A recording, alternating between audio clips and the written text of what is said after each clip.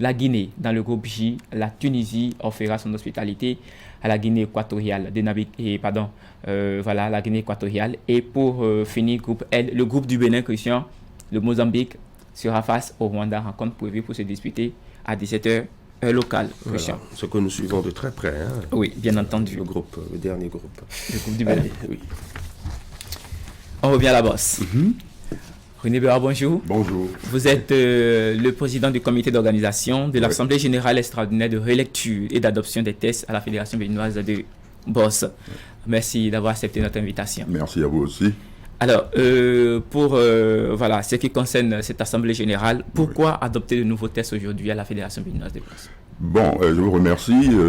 Comme on peut le penser, c'est pour actualiser les choses, pour actualiser la pratique de ce sport, le sport boxe, actualiser le mode de gestion de cette discipline sportive, mettre,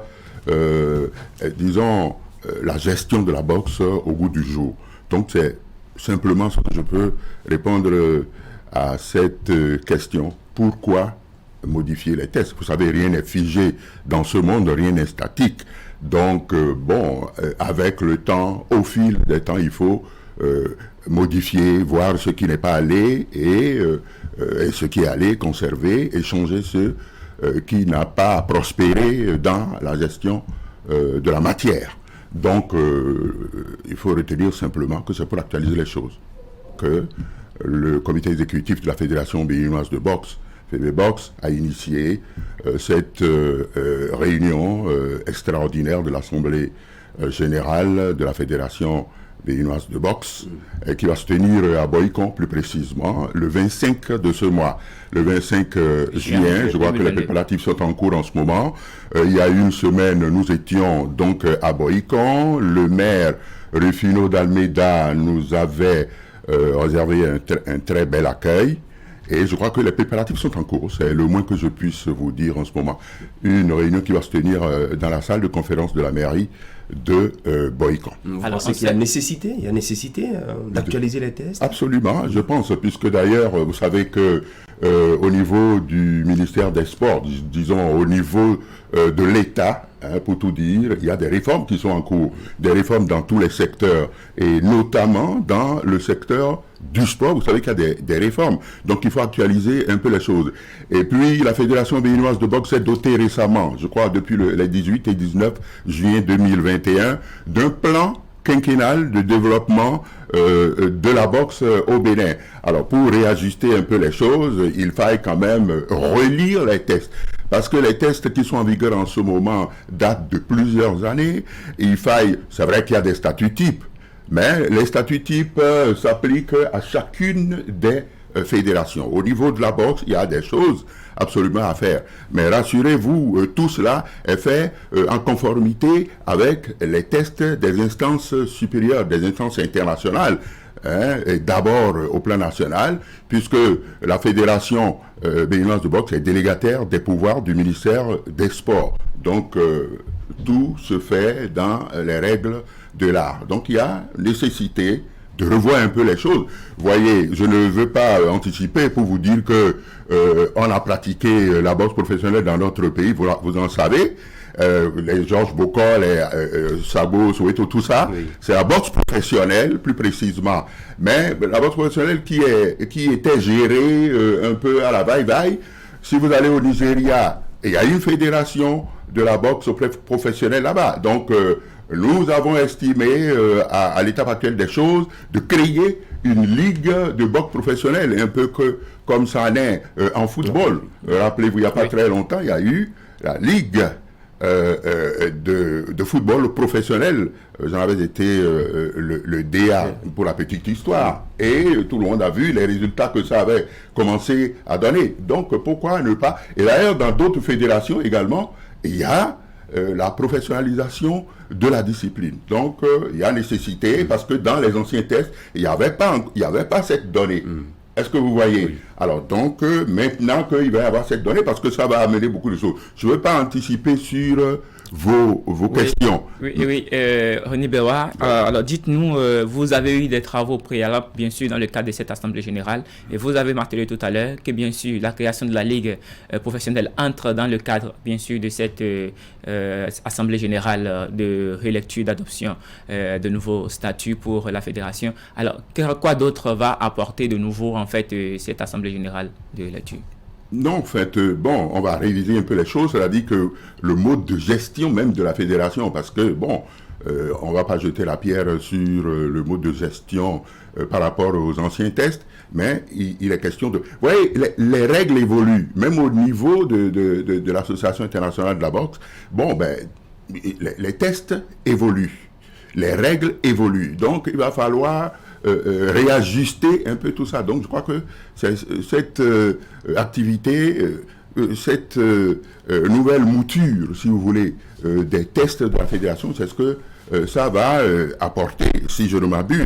Donc réviser un peu les comportements des acteurs de développement de la boxe, réviser un peu cela, parce qu'il n'y a pas eu beaucoup de rigueur. Mais donc, il y a quand même des dispositions statutaires qui s'y sont insérées pour mettre la pression sur les... Oui, il y a souvent de pagaille, même dans l'organisation des compétitions sportives, en boxe, les promoteurs, les matchmakers, et même les boxeurs et tout, et même au niveau des clubs.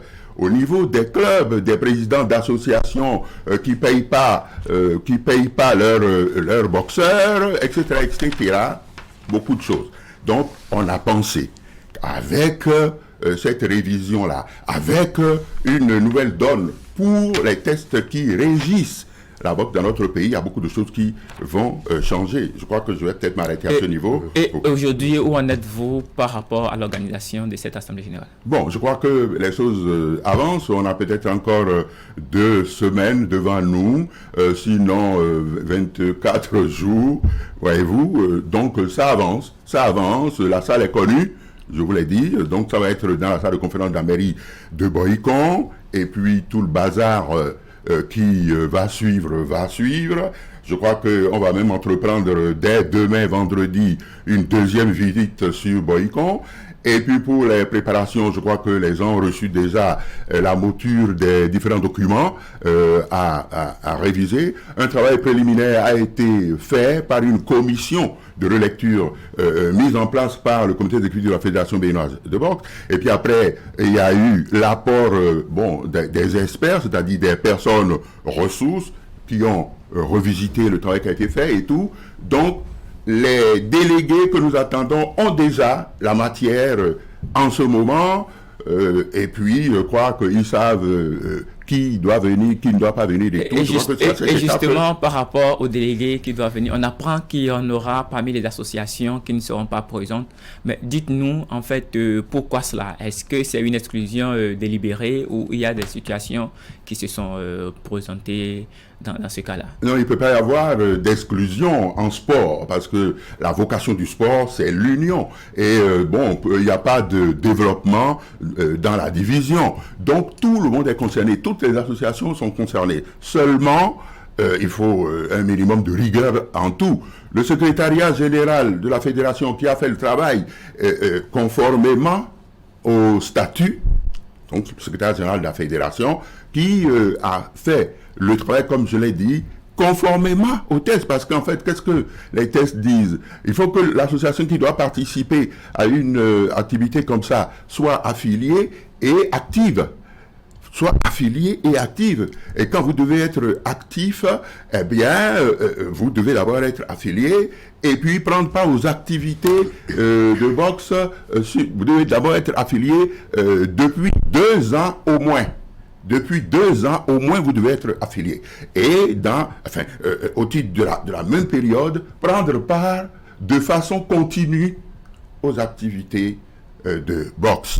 Donc, je crois que ce sont ces critères-là. Les activités de boxe, l'activité de la fédération, oui, bien les sûr. Activités qu'organise l'association elle-même. Oui, bien sûr, absolument. Donc, vous devez être actif. Donc, c'est ça. Je crois que le secrétariat général qui a géré ce dossier, a su faire les choses. Et donc, tout le monde... Et puis, il y a aussi la question de dossier. des questions de dossier. Il faut que vous soyez à jour. Si vous n'êtes pas à jour, vous ne pouvez pas être affilié. D'abord, il faut que... ce n'est pas des clubs de Ku Klux Klan non plus.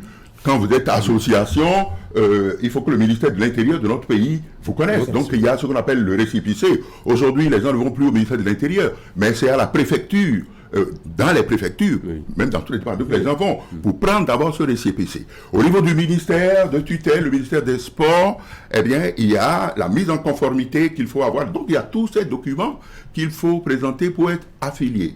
Et puis, quand il y a championnat national, quand il y a championnat départemental et tout, il faut qu'on vérifie tout ça. Je crois que ce n'est pas de mauvaise foi que le travail a été fait au niveau du secrétariat général. Non, je crois on a tendu la main. Et puis il faut dire que depuis des années, eh bien, il y a eu des lettres, des relances de lettres pour dire venez vous mettre à jour, venez vous mettre à... Donc, il n'y a pas d'exclusion. Alors que les associations qui n'ont pas été retenues parce qu'elles n'ont pas été à jour, et puis elles le savent elles-mêmes, qu'elles ne s'en fassent pas du tout.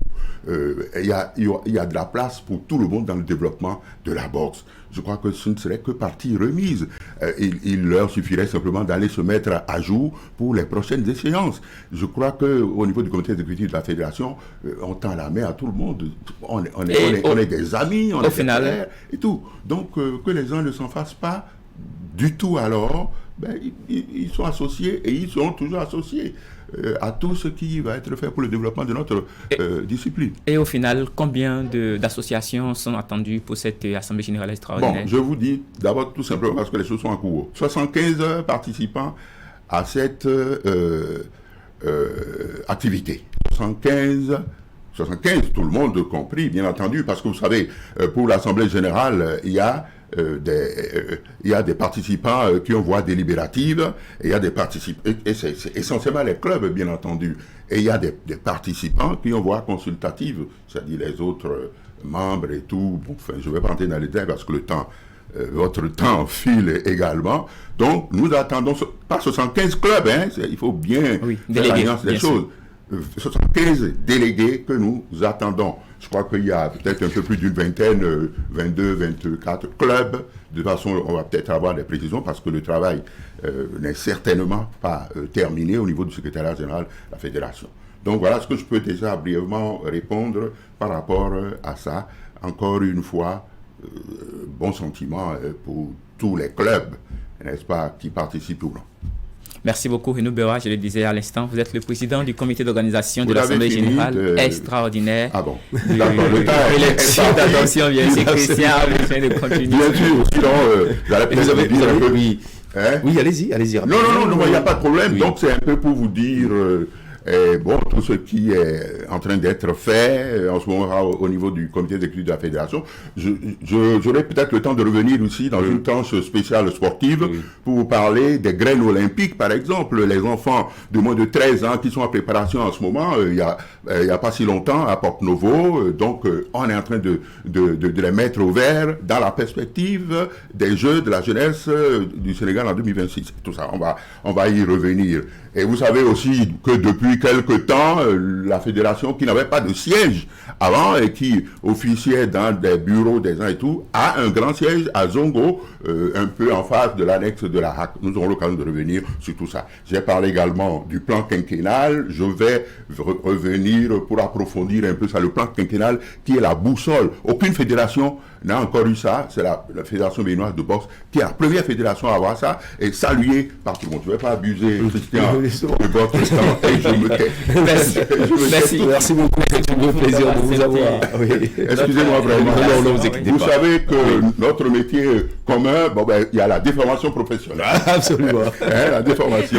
Merci beaucoup, René Bewa. Merci d'être passé par ici. Oui, Ali Moumouni. Merci à vous, Christian. Très bonne journée.